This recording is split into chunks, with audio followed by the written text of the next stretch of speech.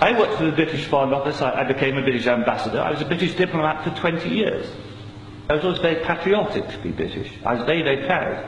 I remember when I first became a British ambassador and first went out in my own flag car with the Union Jack flying on the front as the ambassador, you know, I had a lump in my throat. It was a proud moment for me. It was only 6 months after that I discovered that in the country where I was ambassador, we and the Americans were shipping people in order for them to be tortured. And some of them were tortured to death.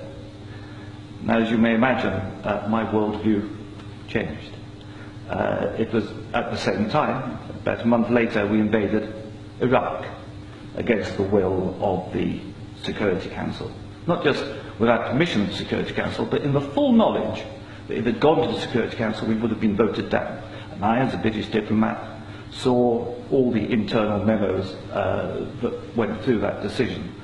I know for certain, I used to be head of the FCO unit that monitored Iraqi weapons of mass destruction. And I know for certain, I can tell you, that they knew there weren't any. It wasn't a mistake, it was a lie. I think it is impossible to be proud of the United Kingdom. I think when we invaded Iraq, we did to the United Nations what Hitler and Mussolini did to the League of Nations. And I think what we've done since, where the truth is often much hidden in the bombing. If you look at Libya, disaster now, we bombed it. We killed 15,000 people when NATO bombed Sirte, something they never told you on the BBC. And did we make it better? No. I saw in Uzbekistan, I saw the gas contract signed by Imran and a company called Unocal, which George Bush Sr.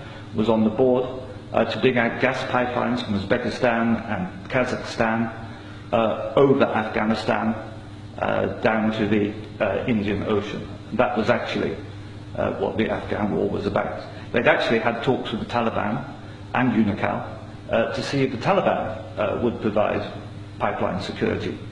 The person who held those talks was the consultant for Unocal, who's a certain Mr. Karzai, who, after being employed by George Bush Sr. as a consultant, went on to become president of Afghanistan. That was their plan B. The Taliban wouldn't do it, so they invaded. It usually, I've seen it on the inside, it's almost always about control of resources.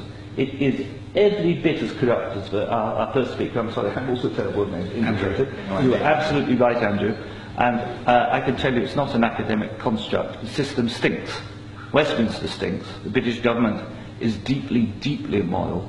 They don't care how many people they kill abroad if it advances them. And anybody who votes no is voting to support a psychologically flawed, a pathological state, which is a danger in the world, a rogue state, a state prepared to go to war to make a few people wealthy. That's why I say it's not possible to be a decent person and vote no, and we shouldn't be ashamed to say that.